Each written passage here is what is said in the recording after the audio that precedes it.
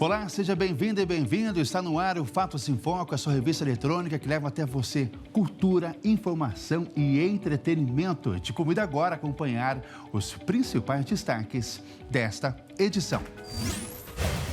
E um pedaço de pão foi enterrado embaixo de uma casa antiga, onde hoje fica a Turquia. E 5.000 anos depois, arqueólogos desenterraram o alimento e recriaram a receita. Um garotinho que mora em Goiás promoveu uma festa especial de aniversário. Ele pediu um café da manhã para os pais, para os coletores de lixo da cidade, um gesto que viralizou nas redes sociais. E ainda na sociedade contemporânea, é cada vez mais comum as pessoas reclamarem o tempo todo de tudo e de todos. Mas esta prática faz mal à saúde, especificamente o cérebro. Tudo isso e muito mais é o que você acompanha a partir de agora no Fatos em Foco. Começo falando de um levantamento internacional que revelou que, ao contrário do que muita gente diz, não existe uma quantidade segura para o consumo de carne ultraprocessada. Os embutidos costumam deixar sequelas no organismo, seja com 2 ou 20 fatias. O estudo conduzido por pesquisadores nos Estados Unidos identificou que não existe um limite considerado seguro para o consumo de carnes processadas. Mesmo uma porção por dia já eleva o risco de câncer de intestino e de diabetes. A análise traz uma relação entre o consumo de bebidas açucaradas e gorduras trans. A carne processada foi o alimento com maiores aumentos de risco. Os dados mostram que o consumo diário de uma porção de carne processada, que varia entre 0,6 e 57 gramas, já elevou em pelo menos 11% o risco de diabetes em relação aos que não ingeriram o alimento.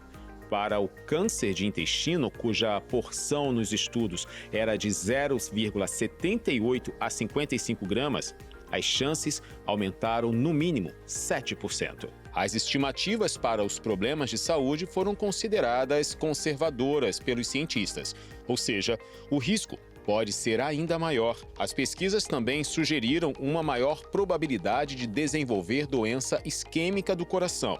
Porém, o nível de evidência disponível foi considerado baixo. Em relação às bebidas adoçadas, a revisão encontrou um aumento de ao menos 8% no risco de diabetes e de 2% no de doença cardíaca. No ano passado, um estudo acompanhou dados de quase 10 milhões de pessoas e encontrou uma associação com o risco aumentado para 32 agravos de saúde diferentes.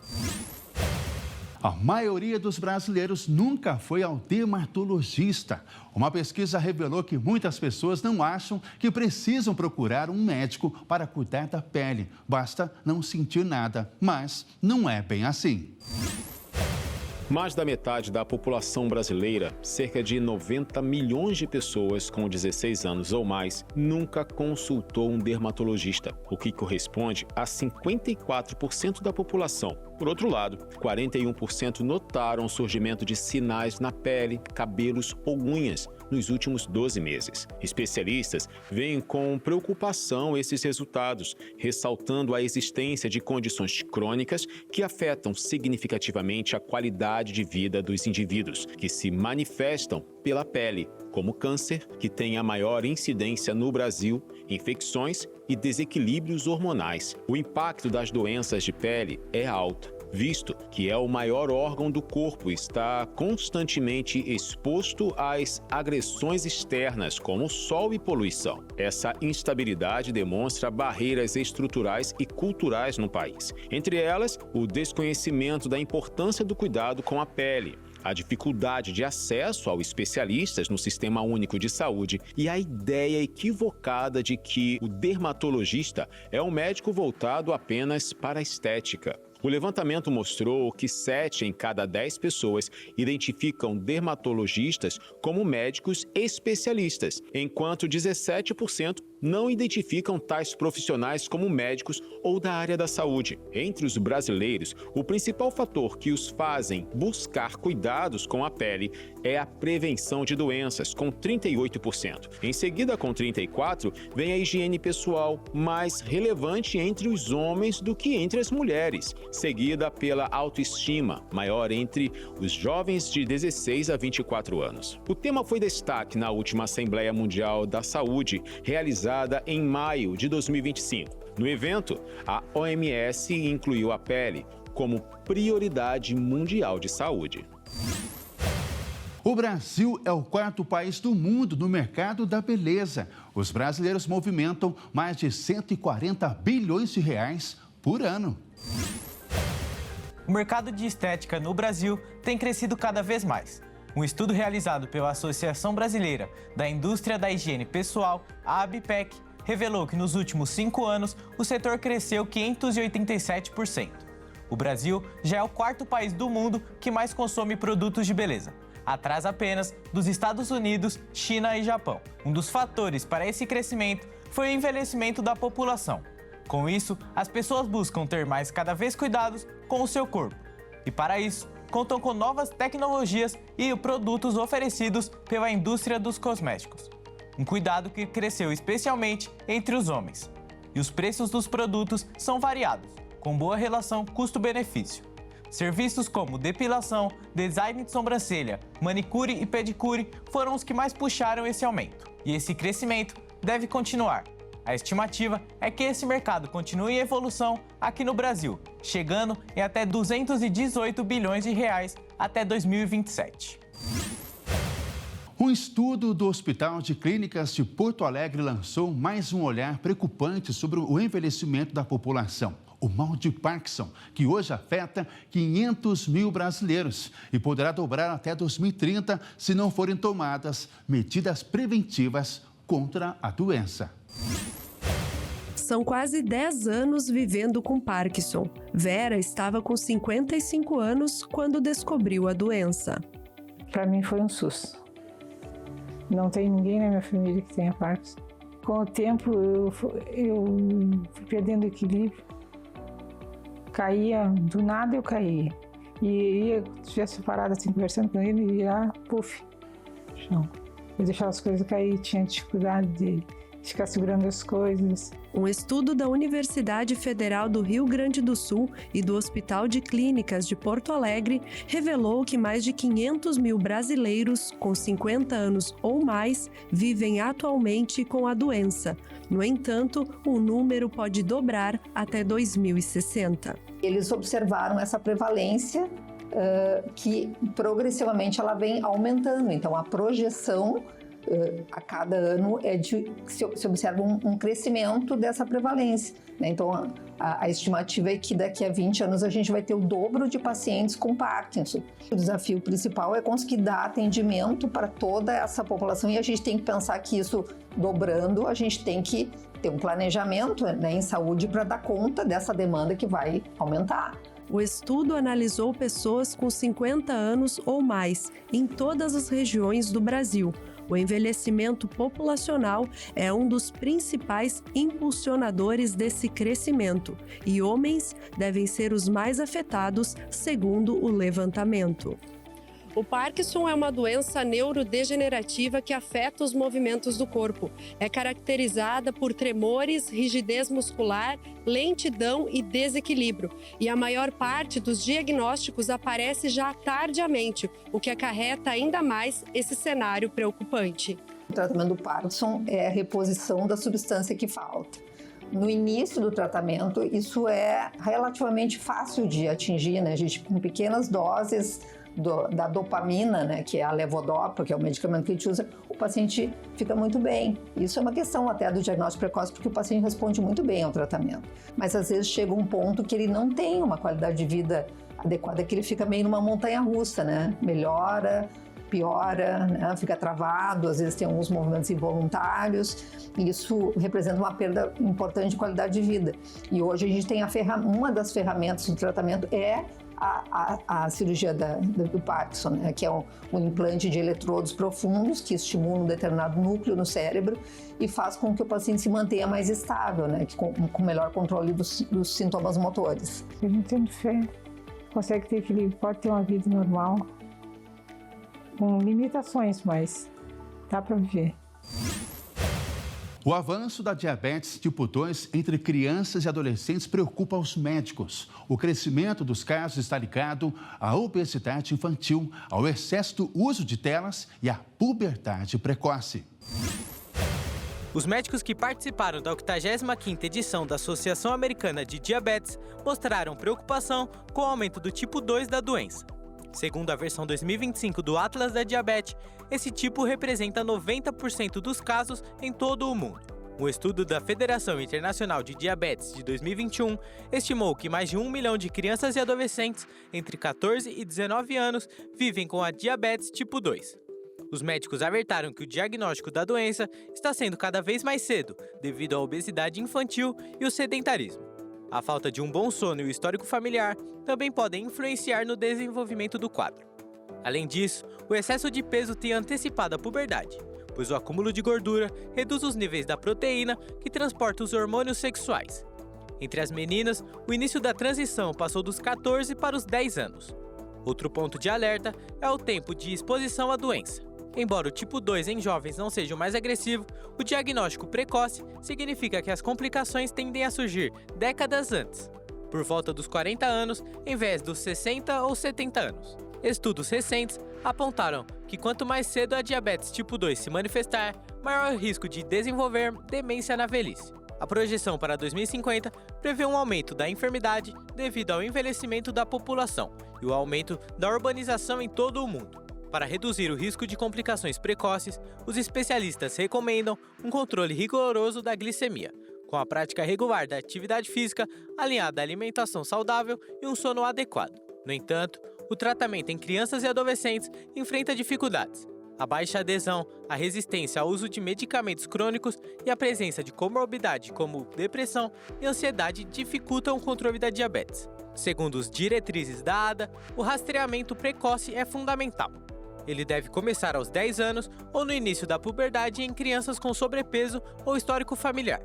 As tecnologias para ajudar no controle já estão sendo usadas. Entre os avanços, a monitorização contínua da glicose e o pâncreas artificial são os mais eficazes. O dispositivo que simula o órgão real combina um sensor de glicose com uma bomba de insulina que ajusta automaticamente as doses conforme a necessidade do corpo. Frequentemente associada à dor, o espéculo vaginal é um instrumento-chave para exames ginecológicos essenciais no mundo todo. Para mudar esse cenário, duas engenheiras da Universidade da Holanda redesenharam o utensílio para que seja menos intimidador e doloroso. O espéculo vaginal tem como finalidade manter as paredes vaginais afastadas, facilitando a visualização do colo do útero e a coleta de material. Mas o instrumento-chave para exames ginecológicos provoca muita ansiedade nas pacientes. O espéculo de Cusco, o mais utilizado, é um dispositivo de metal com uma alça, um espigão e um parafuso para ajustar sua abertura dentro da vagina. Para muitas pessoas, sua inserção é desconfortável e dolorosa. Recebi muitos e-mails de mulheres que me disseram que não vão ao ginecologista por causa desse dispositivo, porque têm medo, porque passaram por uma experiência traumática. Então é muito perigoso para a saúde delas ter um dispositivo simples que simplesmente não lhes cause confiança.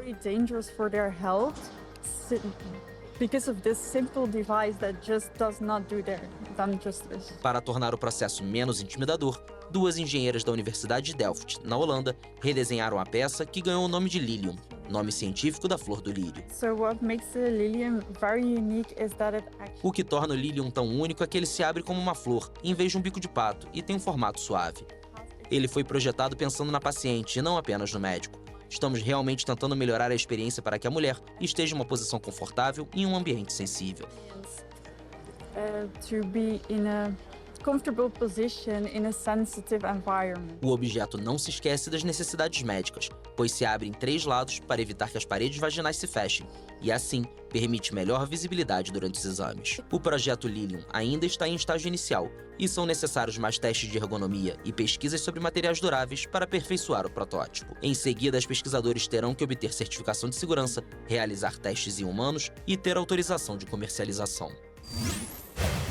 O inflacionamento do futebol tem afetado os torcedores e a maior parte da população brasileira destina alguma parte do seu orçamento para gastos relacionados com o futebol.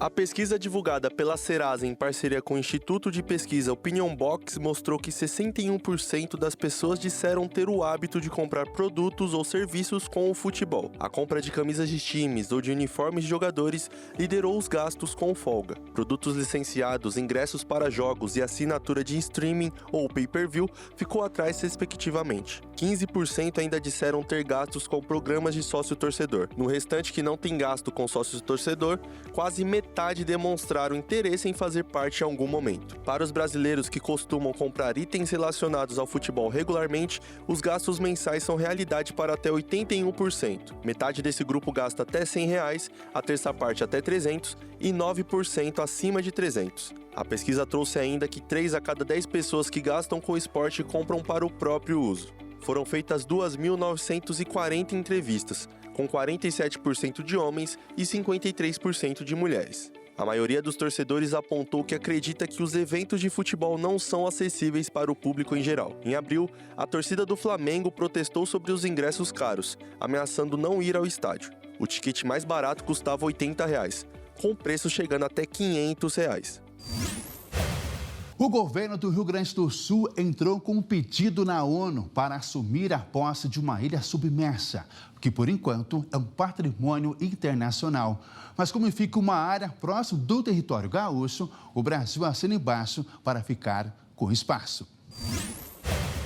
Uma disputa silenciosa no fundo do mar pode transformar o Brasil em um dos protagonistas da mineração do futuro. O país reivindica o direito de explorar uma imensa área submersa no Atlântico Sul, a chamada Elevação do Rio Grande.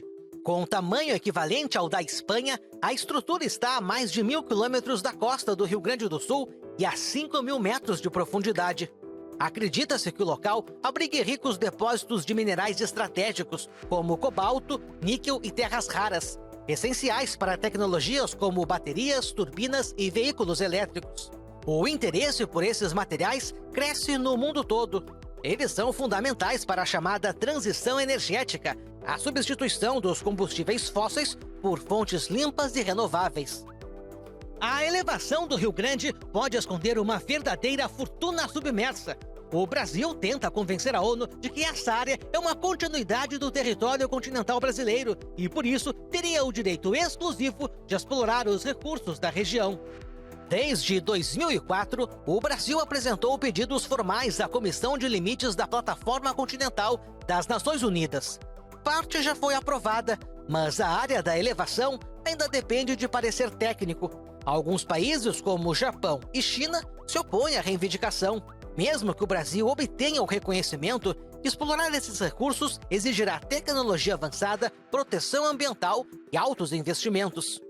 Submersa, a elevação do Rio Grande ainda está longe de ser acessada, mas já é vista como uma riqueza estratégica do país. Um território invisível aos olhos, mas cada vez mais cobiçado no cenário global. Os ribeirinhos do Pantanal brasileiro ainda estão sofrendo as consequências das elevadas ondas de calor dos últimos 4 anos. Um período transformado em uma tragédia ambiental com danos ao ecossistema e a morte de milhares de animais. O ecossistema do Pantanal é riquíssimo. Abriga 4.600 espécies de aves, peixes, répteis, plantas, anfíbios e mamíferos. Sem contar o que ainda está passando por os estudos e ainda não foi catalogado, o que transforma a região na maior área úmida continental do planeta e habitat de uma biodiversidade diversa. Mas nos últimos 5 anos, o Pantanal enfrentou queimadas que dizimaram quase 10% de sua vegetação população. Como resultado, surgiram vários problemas, como o da tragédia climática de 2020, quando 37 milhões de animais morreram. Como herança, sobraram a poluição do ar e a contaminação da água, que passou a ser imprópria para consumo, com o aumento dos quadros de infecções intestinais e doenças de pele. E as cinzas brancas resultantes da queima de toda a matéria orgânica podem gerar várias doenças, incluindo o câncer. E com a chegada das chuvas, toda a cinza deságua e polui os rios, que são a fonte de renda de muitas comunidades. O trauma de viver em áreas afetadas pode resultar em problemas de saúde mental, como estresse pós-traumático e ansiedade. Grande parte da população pantaneira tem dificuldade de acesso a serviços de saúde e falta de saneamento. As crianças menores de 5 anos, gestantes, idosos e pessoas com doenças respiratórias e cardíacas são as mais afetadas. Para buscar tratamento, é preciso viajar até a cidade de Corumbá ao custo de R$300 por pessoa. Enquanto não consegue recursos para viajar, a maioria recorre a remédios caseiros. A dificuldade de acesso ao atendimento médico prejudica até os tratamentos de doenças crônicas, como diabetes e hipertensão. E por isso que os ribeirinhos estão reivindicando uma unidade de saúde ou uma ambulância, que é um barco-hospital que fique mais próximo à região. A cada 3 meses, agentes do programa Povo das Águas oferecem serviços de saúde e assistência social. E meio a tantas mazelas, a comunidade recebeu treinamento para iniciar o combate às queimadas em ações promovidas pelo Pré-Fogo, órgão do Instituto Brasileiro do Meio Ambiente e dos Recursos Naturais Renováveis, o IPAMA. Nos últimos meses, o Pantanal recebeu chuvas fora de época que encheram os rios, fizeram o mato crescer em cima da vegetação queimada. A mudança na paisagem traz esperança de renascimento e transformação, mas é preciso tempo e implantação de políticas públicas. O avanço do mar na costa da Amazônia está reduzindo a presença de aves migratórias. Por causa das novas áreas de maré, não existem condições necessárias para o habitat desses pássaros. O litoral norte brasileiro é considerado um dos principais refúgios para aves migratórias no Brasil.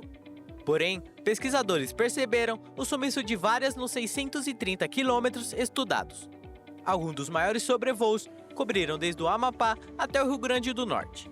A costa do Amapá é uma área preservada, com pouca ocupação humana e que conta com 3 unidades de conservação federais importantes: Parque Nacional do Cabo Orange, Estação Maracá-Jipioca e Reserva Biológica do Lago Piratuba. Mesmo assim, a região não está livre do avanço do mar, o que tem alterado ambientes onde aves migratórias buscam alimento. O avanço do nível do mar é uma das principais consequências das mudanças climáticas e a costa do Amapá é particularmente vulnerável a esse efeito em razão da sua baixa elevação. 80 mil pássaros foram contados, com 91% sendo maçarico-rasteirinho, uma pequena ave migratória que vem do Ártico e viaja até a Patagônia. Eles se alimentam de invertebrados como crustáceos e moluscos, e os encontram em bancos de areia e lamas de zona de maré alta expostas na maré baixa. A queda no número de pássaros motivou um estudo para entender o que estava acontecendo. As aves migratórias têm grandes sensibilidades a problemas ambientais, por dependerem de mais um ecossistema. Os cientistas também compararam imagens de satélites recentes e puderam notar os efeitos da erosão e o avanço do mar. Eles observaram que desde 1985 a 2020, as áreas de inundação de maré tiveram uma expansão de até 6%. Perto do Equador, a variação de nível de maré é maior. E o aumento do nível do mar tem dado força às marés altas, além de elevado a ocorrência de ressacas e tempestades. A erosão resultante desse processo pode ser vista em imagens de satélites e por meio de árvores caídas no manguezais. Com o mar tomando parte da areia usada pelas aves, a esperança era de que o avanço da maré criasse zonas que fossem favoráveis à alimentação dos animais. Mas os pesquisadores notaram no sobrevoo que as aves evitavam as áreas que haviam sido invadidas pelo mar. No pior cenário projetado pelo IPCC, o painel científico da ONU, o nível do mar pode aumentar de 1 a 2 metros até 2100, o que significa a perda total à linha costeira brasileira. Um garotinho que mora em Goiás promoveu uma festa especial de aniversário. David Souza Teles pediu um café da manhã especial para os coletores de lixo da cidade. Um gesto que comoveu a família e viralizou nas redes sociais. O pequeno Davi comemorou seu aniversário de 3 anos de um jeito diferente e cheio de significado. Fã do trabalho dos profissionais da limpeza urbana de Padre Bernardo, no estado de Goiás, na região do entorno do Distrito Federal, o menino pediu para celebrar a data oferecendo um café da manhã aos garis de sua cidade, no lugar de uma festa tradicional. A família organizou uma celebração especial para receber os garis, com direito à mesa decorada e lanche reforçado. O gesto foi registrado e compartilhado nas redes sociais, comovendo internautas pela simplicidade e pelo reconhecimento ao trabalho desses profissionais. Em janeiro deste ano, 6 meses antes do aniversário, Davi já havia decidido o tema da comemoração. Queria uma festa em homenagem aos coletores de lixo. A mãe, Rafaela, disse que ficou surpresa com o pedido do filho, mas também sentiu orgulho pela escolha do pequeno. E no dia 7 de julho, ela preparou uma mesa com um café caprichado na calçada para os profissionais da limpeza da cidade. O pequeno Davi ficou ao lado da mesa, aguardando ansiosamente a chegada dos seus amigos garis, com a chegada dos profissionais. O menino os cumprimenta e oferece o café da manhã para todos eles. A mãe do pequeno Davi gravou tudo e postou nas redes sociais. Desde então, o vídeo já alcançou mais de 100 milhões de visualizações. O exemplo do pequeno Davi mostra a importância do respeito entre os seres humanos. No auge de sua inocência, o pequeno Davi dá um exemplo que deveria vir das pessoas adultas. Parabéns para David Souza Teles, felicidades e muitas bênçãos em sua vida. E na hora de escolher um pet como animal de estimação, a preferência do brasileiro é o vira-lata. E desde 2016, cães e gatos sem raça são maioria nos lares do país. O Pet Censo 2025, levantamento realizado pela Pet Love, apontou as raças de cães e gatos mais comuns no Brasil. Entre os cães, os vira-latas representam 26% do total. Na sequência, aparecem os de pequeno porte, como Shih Tzu e Yorkshire Terrier, preferidos porque vivem em apartamentos. Já entre os gatos, os sem raça definida são maioria absoluta. Em segundo e terceiro lugar estão a raça siamês e persa, respectivamente. Para a Pet Love, a predominância dos vira-latas refletiu um avanço de uma consciência coletiva em torno da adoção, da inclusão e da valorização de uma diversidade animal. Além de listar as raças mais comuns, o levantamento também trouxe um panorama dos nomes mais populares. Os preferidos fazem referência a alimentos, personagens de desenhos e filmes ou até mesmo abreviações de nomes próprios. Entre os mais populares se destacam nomes curtos e fáceis de pronunciar, que facilitam no dia a dia, como Mel, Luna e Nina. A pesquisa também apontou as denominações mais populares por região do país. Entre os gatos, Tom e Mel lideram no Sul, Sudeste e Nordeste. Luke e Mel lideram como nomes caninos no Norte e no Nordeste. No início da Idade do Bronze, um pedaço de pão foi enterrado embaixo de uma casa antiga, onde hoje fica a Turquia. 5.000 anos depois, arqueólogos desenterraram o alimento e ajudaram uma padaria local a recriar a receita. Este pedaço de pão tem 5.000 anos de idade. Ele foi descoberto enterrado embaixo de uma casa antiga na Turquia em setembro do ano passado. Os arqueólogos estimam que seja do ano 3300 a.C. aproximadamente. Um dos fatores mais importantes para a boa conservação é que o pão foi enterrado logo abaixo do limite da estrutura e coberto. Então, de alguma forma, ele já estava selado. E o fato do pão ter sido enterrado depois de assado também é uma das principais razões para ele ter mantido a forma até hoje. O pão foi encontrado em uma escavação em Kuluoba, perto da cidade de Eskişehir. Com a falta de evidências escritas, o mistério aponta para uma civilização anatólia e seus costumes, como enterrar as casas antes de se mudar para outro local ou construir novas moradias sobre estruturas mais antigas, formando montes. O fato de um pedaço ter sido tirado antes de o pão ser enterrado quando a casa foi construída leva os arqueólogos a pensarem que é parte de um ritual de abundância. Podemos dizer que este é o primeiro e mais antigo pão encontrado que tenha sido moldado, fermentado e assado. Inclusive, um pedaço já foi consumido, pois ele foi partido. A descoberta emocionou os arqueólogos e as autoridades da cidade. Acho que isso é também uma responsabilidade histórica. Temos o dever de contar a história desse presente, desse patrimônio, abraçá-lo e mantê-lo para o futuro. Por isso surgiu a ideia de produzir esse pão. Dissemos, vamos escutar essa voz, a voz da terra e do pão. As análises mostraram que o pão foi feito com sementes de lentilha e farinha de farro, uma variação antiga do trigo substituída agora por trigo cavilca. Então as padarias da cidade colocaram as mãos à obra. Os primeiros pães feitos em Culuoba foram vendidos em unidades de 300 gramas por pouco mais de $1, cerca de R$5 cada um, e se esgotaram em poucas horas.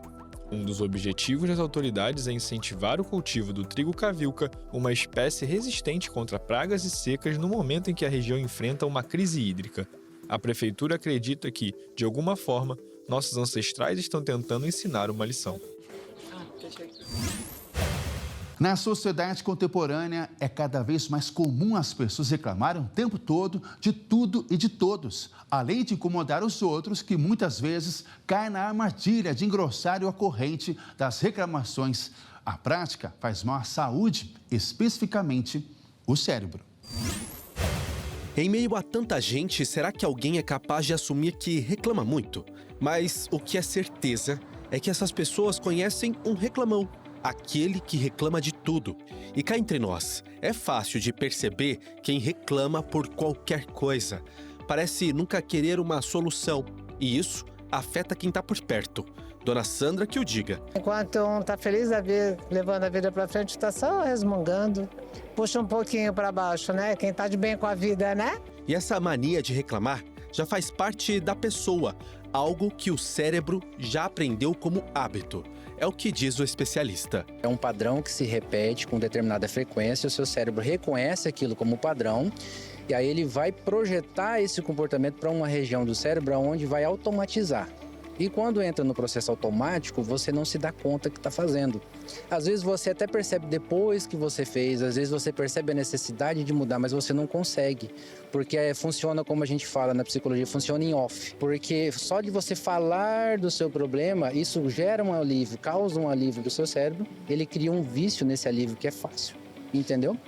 E aí o hábito de reclamar começa a te prejudicar ainda mais, porque você não faz nada. O seu cérebro entendeu que você já está fazendo só de você reclamar. Então por que eu vou me esforçar mais, se isso aqui já me alivia momentaneamente? E o psicólogo explica que o reclamão, quando tem uma solução para o problema, procura algo para reclamar de novo.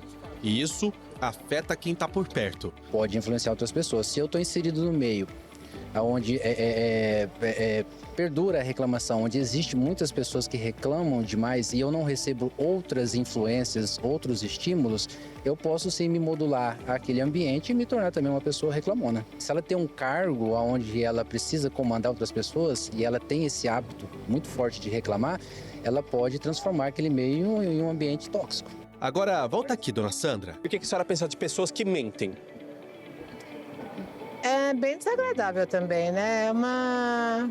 Como que... É defeito que fala, né? Pessoa sem caráter. Dá pra ficar perto? Não. Não, porque você descobre rápido mentira, é perna curta, né? E o mentiroso, ele geralmente já tem essa vontade de ficar mentindo sempre? É quanto mais, né? Quanto mais ele mente pra ele mesmo. Até ele acredita nas mentiras que ele conta, né? Já a mentira também tem explicação psicológica. É algo que vem desde a infância. A mentira também pode ser considerada, existe um transtorno que leva a pessoa a mentir compulsivamente, mas na maioria dos casos também é um hábito que é gerado através da repetição. Uma coisa que a gente revela em terapia para os pacientes, que às vezes até incomoda, é que nós mentimos por 3 fatores. Um deles é evitar uma discussão, uma briga, uma desavença, controlar uma situação ou uma pessoa, ou manipular também uma situação ou uma pessoa. E com ajuda especializada, há como resolver tanto o problema da reclamação quanto o da mentira. Tudo é baseado na mudança de comportamentos e de atitudes. Então nós vamos repetir um novo padrão mais funcional até que o cérebro entenda que aquele padrão vai ser fixo e passe a automatizar. Entendeu? Exige um pouco de esforço. entendeu? Muitas vezes você está nesse processo de mudança de comportamento, você vai até pensar em recorrer a uma mentira quando surge alguma situação. Aquele pensamento vai até surgir, entendeu? Mas automaticamente você já consegue se dar conta, tomar consciência de que você estava querendo recorrer àquele comportamento e muda o padrão.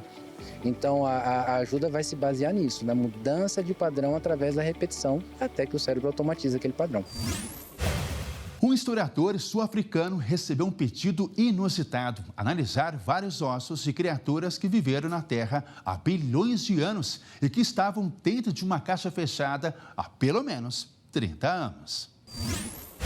O professor associado de estudos evolutivos estava trabalhando temporariamente no Museu de História Natural, em Cape Town, na África do Sul, local onde tinha sido convidado a visitar coleções de fósseis de uma universidade local, quando recebeu uma caixa de papelão muito antiga e simples, que não era aberta há mais de 30 anos.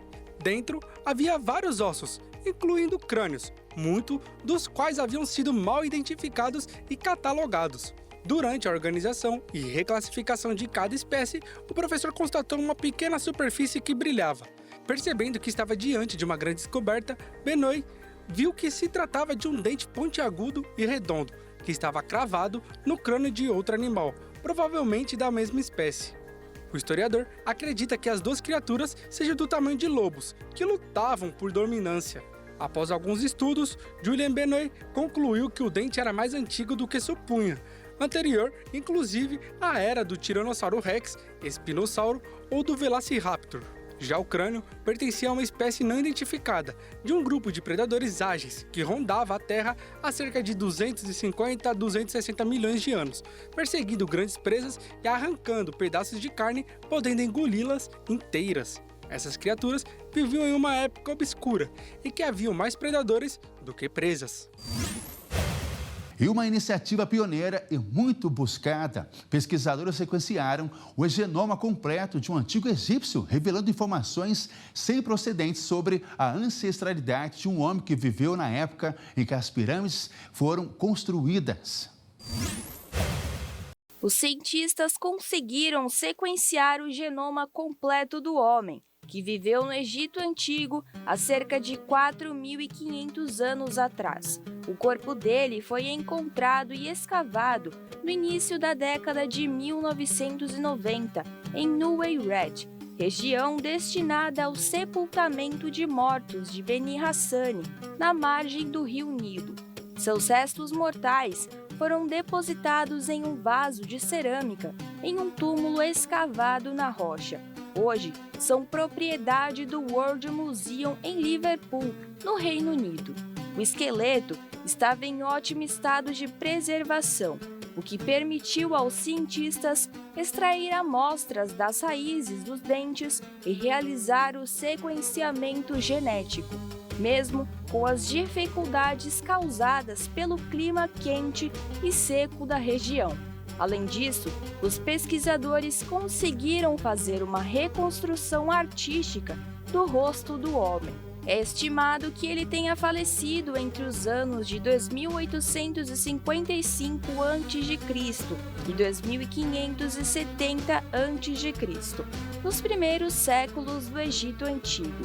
E embora seus restos mortais tenham sido encontrados dentro de um túmulo de classe alta, o esqueleto revela sinais de uma vida difícil, que pode ter sido marcada pelo esforço físico.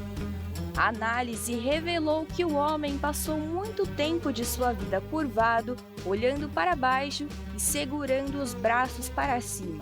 Com base nas imagens da época e no vaso em que foi sepultado, os pesquisadores acreditam que esses indícios apontam que ele trabalhou com cerâmica.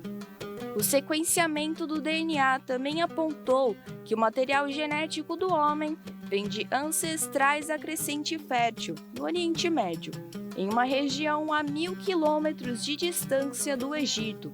Cerca de 80% de sua genética era herdada de populações do norte da África e 20% de pessoas da Crescente, área onde hoje se encontram o Iraque, partes do Irã, Turquia e Síria. Também foi revelado que o homem possuía sinais de artrite e desgaste ósseo, que sugerem que o homem possa ter falecido entre os 44 e 74 anos. A pesquisa abre caminho para novas descobertas sobre o modo de vida dos povos antigos e ajuda a reconstruir, com mais detalhes, a história e mistérios do Egito Antigo e seus habitantes. É com certeza um passo importante para entender o passado humano, gene por gene. Uma iniciativa colocada em prática em um hospital do Ceará está provocando um efeito desejado nos pacientes, um sorriso. A cada 15 dias, eles podem comer o que mais gostam e não faz mal. É o Dia do Desejo. Um projeto simples, mas cheio de importância, tem chamado a atenção e servido de exemplo em todo o país. O Hospital Geral de Fortaleza criou o Dia do Desejo para tornar a rotina de internação em momentos de aconchego e memória afetiva. A proposta consiste em que pessoas em tratamento possam escolher uma refeição especial feita com amor por familiares, que traz a sensação de estar em casa. O projeto, que foi criado pelo setor de hematologia, com o apoio da Escola de Saúde Pública do Ceará, começou com uma conversa. A equipe multiprofissional do hospital escutou atentamente o desejo de cada paciente, anotando o prato que representa mais do que um simples gosto. Especialistas reforçam que o foco do projeto é o cuidado integral. Os familiares chegam a receber orientações nutricionais para preparar a refeição de forma segura, respeitando possíveis restrições alimentares. Quando o alimento chega ao hospital, ele passa por uma triagem rigorosa antes de seguir para as mãos dos pacientes. Os relatos deles são positivos e chegam a emocionar. Eles falam com a ação, façam que eles se sintam abraçados, lembrando que não estão passando por todo o processo sozinhos. E o Fatos em Foco fica por aqui. Para rever as reportagens dessa edição, acompanhe nossas redes sociais. Obrigado pela sua companhia, um forte abraço, até a próxima, tchau!